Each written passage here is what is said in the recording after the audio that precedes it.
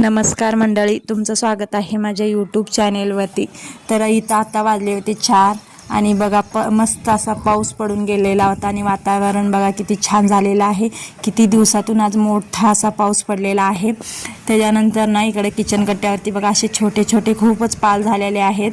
त्याच्यासाठी काय करायचं कमेंटमध्ये नक्की सांगा। आणि आज मी ना 11 वाजता जेवले होते, म्हणून मला आता भूक लागली होती, म्हणून जेवायला घेतलं आणि जेवण करून ना मला जायचं होतं शाळेमध्ये। आराध्याची शाळा 5 वाजता सुटते। इकडे ड्रेस घेतला आणि तिजोरीला ना इग्नोरच करा, कारण खूप पसारा झालेला आहे आतमध्ये, ते आवरायला मला वेळच नाहीये। आवरल्यानंतर नक्की दाखवेन। आणि इकडे बघा स्वागतासाठी पाहुणे बसलेले आहेत माझ्या। आले खाली, दुकान उघडलं आणि थोडा वेळ बसायचं म्हणलं, कारण 5 वाजता शाळा सुटणार होती। आता 4:30 वाजलेले आहेत। शटर उघडलं तरी पण ते जायला तयारच नव्हते।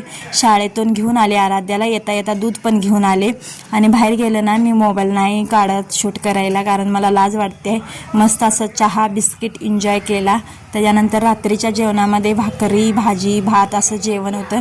आणि हे वट पौर्णिमाला ना एवढ्या मोठ्या मी बांगड्या घातल्यात हातामध्ये, त्याच्यामुळे ना मला भाकरीच बनवता येत नव्हत्या, अशाच बनवल्या कशा तरी आणि उद्या बांगड्या काढायच्या हे ठरवलं। त्याच्यानंतर ह्यांनी ना आज पावसात भिजून आले होते, कारण त्यांचे 2च शर्ट आहेत ऑफिसचे, म्हणून हे धुवून टाकले, कारण सकाळपर्यंत ते सुकतील। आणि इकडे बघा पावसाचा प्रॉब्लेम चालू झाला आता। आणि इकडे बेडवरती सगळ्या रूममध्ये कपडेच कपडे, कारण रात्रभर ना फॅन सुकतील म्हणून बेडवरती कपडे टाकले। आणि आम्ही आज खाली झोपलो, बेडला सुट्टी दिली।